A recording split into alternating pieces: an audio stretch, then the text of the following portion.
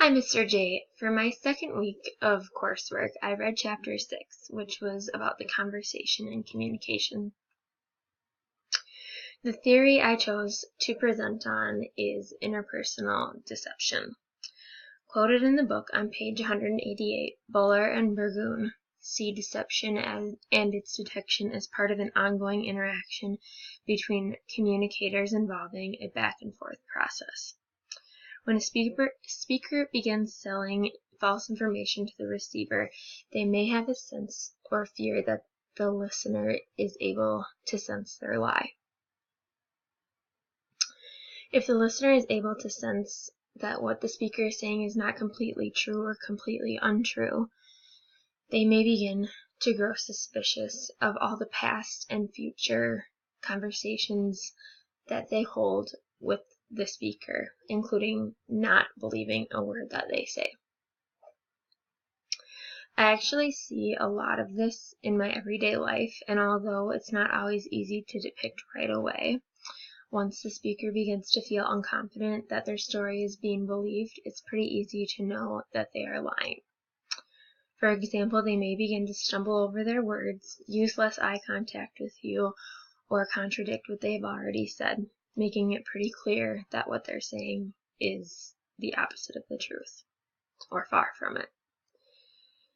The video clip I'm going to share with you is from last week's episode of The Bachelorette, when Rachel sends Demario home.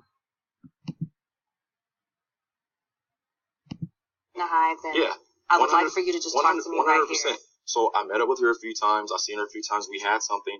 I then lost it with her because she is just like what she is right now. When did I have messages saying to you, we've been dating for over 6 months and I haven't met your friends or family. Yeah. What's going on? And you saying, I know it's nothing to do with you, it's who I am. I promise you I'm going to try harder. Just wait, I promise I'm going to try harder. But then when I came to your house and I told you face to face that I couldn't do this anymore with you, which is why. Wait. I understand, but when did you? You're going to come in here and... This is crazy. This is, I'm like... But what I need to make sense of it. Correct, okay? definitely. So, what was your relationship? Me and her were on again, off again. We had something. And how did you cut it off? Face to face. I went over to her house. I explained to her that, look, you and I are just going... On my father's grave, never, ever. On my boat of my kittens sleeping in my house right now, on my father, my dad, my father's grave. Lexi, last time he was in my house, No, can I please finish talking, please? Did you cut off all communication with her? Some communications. I still was talking to her just for the fact... Why would you just not stop talking to her? Because I'm trying to wean it off. She was texting, but I said cut it off fully. But why? I asked you, my question to you is, when did you officially cut it off? Because you're speaking to me in a very general sense. So I need you to be specific with me. So when did you stop? When did you stop talking to Lexi? Do you not still have the keys to my apartment? I'm not at your apartment. I don't have the keys to your apartment. Oh, wait, actually, I'm sorry. I mailed those keys to your apartment. Oh, did you? I mailed those keys. Well, I check my mailbox every day. But wait. Real quick, let me, because I have to get out of here. Of course. Yes. So I'm listening to what you're saying, and I want you to understand that you don't make sense. Okay. I don't know her, but to be honest, I don't know you right now either. Sorry, let me just make this real. We can make it real simple because I actually have from the messages proof of the last time you came over and from when you leaving. So before I even need to go there, if I ask her to show me her phone, is it going to coincide with what she said or what you said? Depends on the dates. Like, it just depends on the dates. No, it doesn't. I don't know. I'm asking you, am I going to see messages that allude to the fact that y'all had something? If I look at her phone right now. That we had something? I mean, That you have something more than friendship? We don't have, we've had sexual intercourse before, but we don't have anything more than... I'm not asking about... Okay. You can go through. I will work harder. What does that mean? What are you going to work harder? What is that? You are a piece of Demario. You're literally a piece of trash. Demario, somebody who's crazy.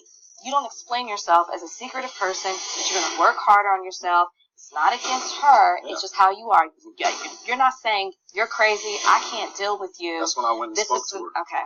I don't want somebody who's texting somebody saying good night, babe. And so, you're so caught in your because I'm putting myself out here, and I've sent people home who genuinely I felt wanted to be here. Correct. I have no idea why you're here right now. I believe you want to be here. I just don't think you want to be here for me. So let me tell you something. I'm not here to be played. I'm not here to be made a joke of, which is what I feel like you're doing right now with me. So I'm really going to need you to get the f*** out.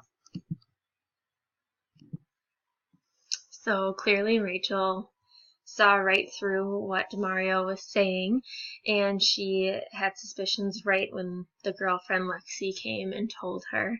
Could have been a girl code type thing, or it could have just been the fact that the way Demario was presenting himself came off as suspicious to Rachel. So what was happening is that when Lexi came on the show, she tells Rachel that he is not single and still has the keys to her apartment. When Rachel gives Demario the chance to explain himself, he tries to beat around the bush, which in fact is something that someone who is performing interpersonal deception does, according to the reading in the textbook. After Rachel gave him a chance to explain himself and he failed, leaking occurred when the girlfriend Lexi gave Rachel her phone so she could read through the text. Things in the text came up and directly countered what Demario had said in the past, and he wasn't able to back up what he was saying when the texts were saying he would work on himself, because he had previously mentioned to Rachel that all the relationship was a couple dates, but then he moved it to kind of agreeing that it was a 6-month thing and not being comfortable yet with introducing her to family. And then he said he mailed the keys back. So at what point was it true and then he turned it to a lie to defend himself? We don't know, but he was definitely performing interpersonal deception. This is a spot-on example of interpersonal deception, and Demario basically followed the step-by-step rule book the textbook description gives.